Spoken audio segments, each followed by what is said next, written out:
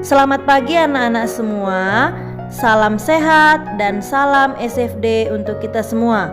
Kembali lagi dengan Ibu Lubis dalam pelajaran IPA. Hari ini kita akan belajar tentang pertumbuhan dan perkembangan manusia.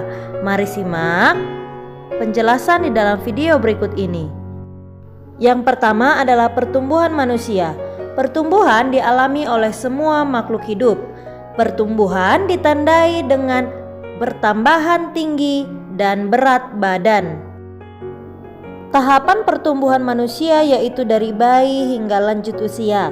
Nah, seperti pada gambar di bawah ini, dapat kamu lihat bahwa tahapan pertumbuhan manusia dimulai dari bayi, balita, anak-anak, remaja, dewasa, dan lansia atau lanjut usia. Selanjutnya, perkembangan manusia ditandai dengan perubahan kemampuan fungsi tubuh. Contohnya, sewaktu kamu bayi, kamu belum dapat berjalan. Lalu ketika kamu balita, kamu mulai belajar berjalan. Dan kini, kamu sudah dapat berjalan dan berlari dengan baik. Selanjutnya adalah kecerdasan. Nah, ini ditandai ketika kamu bayi, kamu belum mengerti apa-apa, kamu hanya mampu menangis, belum mengerti untuk belajar. Namun sekarang, setelah kamu beranjak menjadi anak-anak, kamu sudah mengerti bagaimana itu belajar. Nah, sekarang setelah kamu sekolah, kecerdasan kamu pun bertambah. Selanjutnya, perkembangan manusia juga ditandai dengan tingkah laku. Nah, setelah kamu beranjak dari bayi, balita, dan anak-anak kemudian remaja, tingkah laku akan berubah menjadi lebih baik dan kamu sudah tahu membedakan mana yang baik dan mana yang tidak baik. Selanjutnya, faktor yang mempengaruhi pertumbuhan dan perkembangan manusia yang meliputi sifat yang diwariskan orang tua antara lain warna kulit, tinggi badan, tipe rambut, dan bentuk wajah. Ini semua kita wariskan dari orang tua. Selanjutnya yang kedua adalah makanan. Makanan merupakan sumber tenaga. Makanan juga dibutuhkan untuk pertumbuhan dan perkembangan. Oleh sebab itu, kita harus memakan makanan yang bergizi seimbang. Apa itu gizi seimbang? Mari perhatikan. Gizi seimbang adalah gizi yang mengandung zat yang dibutuhkan oleh manusia. Yang pertama adalah zat tenaga yang meliputi karbohidrat dan lemak. Nah, sumbernya bisa dari nasi, roti, kentang, daging, dan lainnya. Selanjutnya adalah zat pembangun yang meliputi protein dan mineral, misalnya daging, susu, dan sebagainya. Selanjutnya zat pengatur yang meliputi vitamin, mineral, dan air yang bisa kita peroleh dari sayur-sayuran dan buah-buahan serta air putih. Pada bahan makanan yang kita makan biasanya diberi bahan tambahan makanan untuk menambah rasa atau aroma. Berdasarkan sumbernya, bahan tambahan makanan terbagi atas dua jenis, yaitu bahan tambahan makanan alami dan bahan tambahan makanan buatan.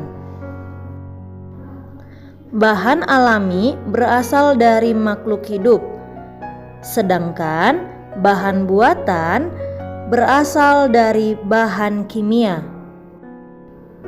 Bahan tambahan makanan antara lain yang pertama adalah bahan pewarna makanan. Untuk bahan pewarna makanan ada yang bersifat alami dan ada yang buatan. Nah, apa saja contohnya? Yang pertama yang alami itu misalnya warna jingga atau orange dari kunyit dan warna hijau dari pandan.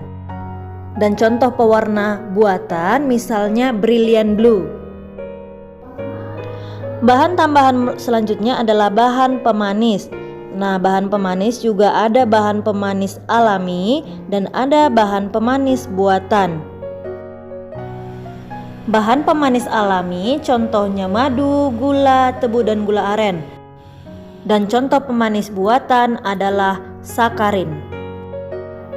Selanjutnya bahan pengawet makanan. Makanan diberi pengawet agar tahan lebih lama. Makanan dapat diawetkan dengan berbagai cara antara lain diberi garam, gula, atau asam. dikeringkan, dijemur, disimpan dalam lemari es atau diberi pengawet buatan. Selanjutnya, bahan penguat rasa yang berguna untuk membuat makanan menjadi lebih lezat. Bahan penguat rasa ada yang alami dan ada yang buatan. Penguat rasa alami contohnya bawang, pala, merica, cabai, dan ketumbar. Nah, sedangkan penguat rasa buatan misalnya vetsin dan asam cuka. Faktor yang ketiga adalah olahraga dan rekreasi. Berolahraga secara teratur dapat membuat tubuh menjadi sehat dan bugar. Dengan berolahraga, tubuh dan pikiran menjadi segar.